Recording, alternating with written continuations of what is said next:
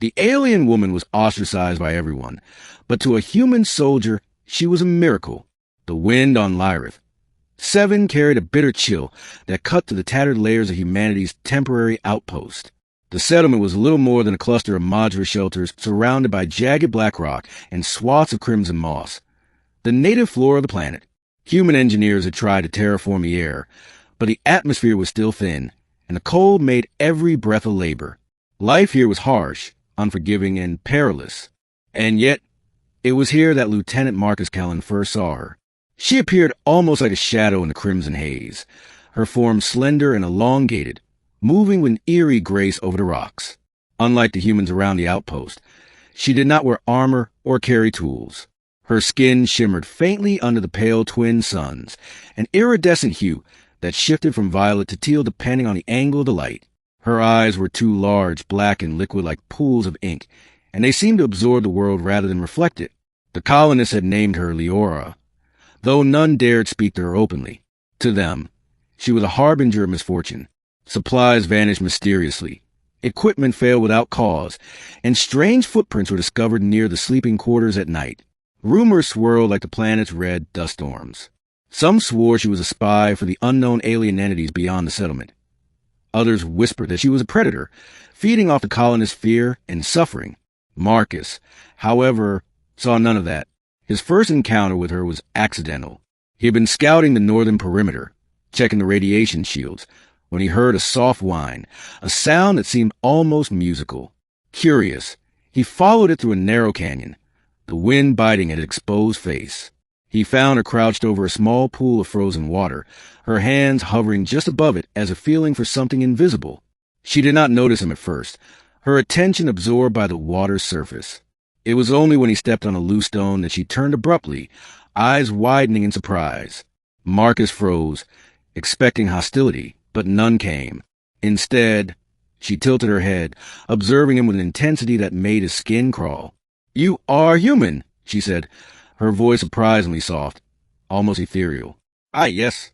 Lieutenant Marcus Kellen, United Earth Forces. Are you?" His voice trailed off as he realized he didn't know what to ask. She was not like any alien he had encountered, not like the hostile xenoflora on Europa or the invasive nanocreatures on Titan.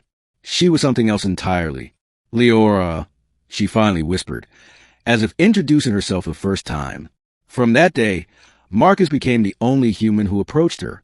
The colonists continued to shun her, their fear a palpable barrier. Every attempt to communicate failed.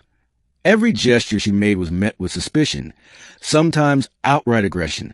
She would watch in the distance, eyes full of unspoken longing, as the humans carried out their daily routines. She did not eat openly. She did not sleep in the shelters, and she did not speak their language. Yet Marcus felt that she understood more than she let on. It was during the 6th week of his patrols that Marcus realized why she was starving. The harsh Lyrathian environment had no easily consumable food for her species. The pool she had hovered over that day was no longer a pool but a thin sheet of ice, and she had been hunting for sustenance in vain. Marcus had observed her attempting to consume moss or insects, only to recoil in pain.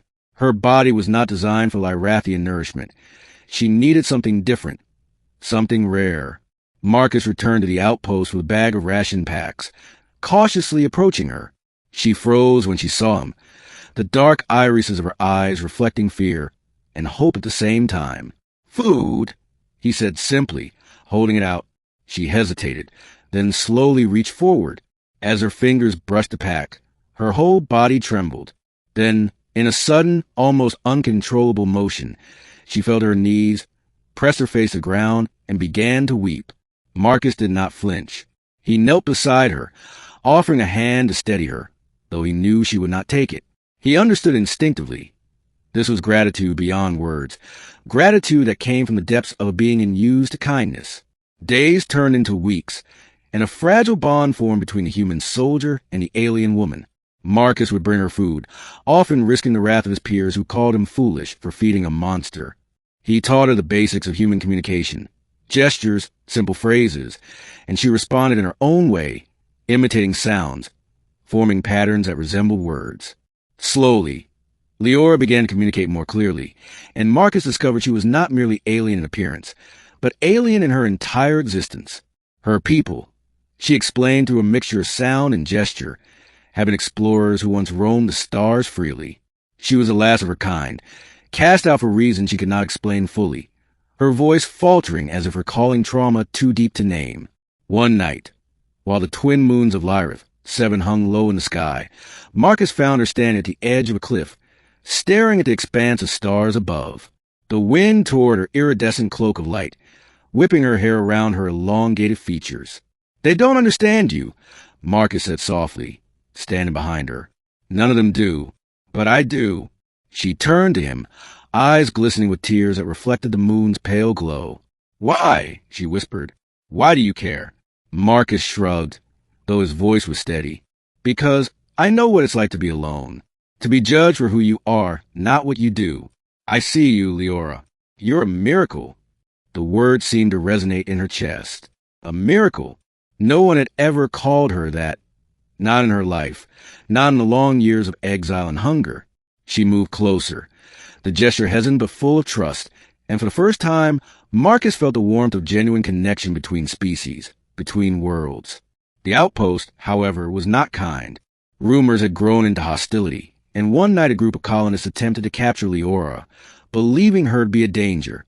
Marcus intercepted them, standing between the alien woman and his own people, his weapon raised but steady. "She does no harm," he said firmly. "She is part of this world now, whether you like it or not." The leader of the group sneered. "You're protecting a freak, Kellen. This is not your choice." "It is my choice," Marcus said, voice cold, unwavering. "She's alive. That is enough." The colonists eventually retreated, unwilling to fight him, but the tension never fully left the settlement. Marcus knew they would continue to watch, to judge, to isolate her. He had to find another way to protect her. That way came in the form of an ancient Lyrethian ruin, discovered deep in the northern valleys. It was a place where energy flowed differently, where the planet's subtle magnetic fields created a sanctuary of warmth and sustenance for beings like Leora. She led Marcus there one evening, her confidence growing, her movements more assured. It was a beautiful, otherworldly place, with pools of luminescent liquid that seemed to pulse with life and food sources that she could consume safely. For the first time in decades, Leora could survive without fear of starvation. Marcus watched her as she tasted the water, her body absorbing the energy in a way that seemed almost spiritual. She looked radiant, stronger, free in a way humans could not comprehend. And yet, her eyes always found him, seeking the reassurance of his presence. Time passed, and the outpost began to change. Some colonists, witnessing Leora's gentle nature and her miraculous recovery, started to question their fear.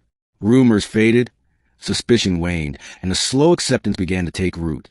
Leora did not fully integrate. Her alienness remained, but she no longer wandered in hunger or in hiding. She had a protector, a friend, and, in her own way, a family. Marcus often reflected on the fragility of prejudice and the strength of empathy.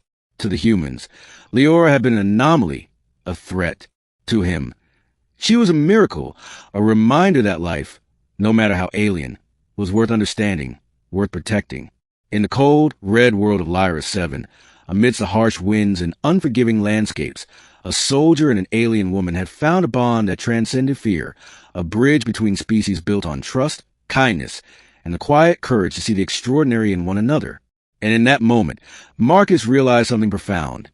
Miracles were not born from grand gestures or cosmic interventions. They were born from simple acts of care, from seeing the lonely and forgotten, and choosing to make a difference when no one else would. Leora turned to him one last time as the twin suns dipped below the horizon, bathing the landscape in molten red and violet. "Thank you," she said, not in words alone, but in the luminous glow of her body, in the quiet serenity that radiated from her very being. Marcus only nodded, a small, weary smile on his lips. He had found a miracle, and she had found a sanctuary. In a universe that often seemed indifferent, that was enough. For the rest of his days on Lyrith 7, Marcus Kellen remained her protector, her friend, and the only human who truly understood the alien woman ostracized by everyone. Yet to him, she was a wonder, a living testament to the power of compassion across the stars.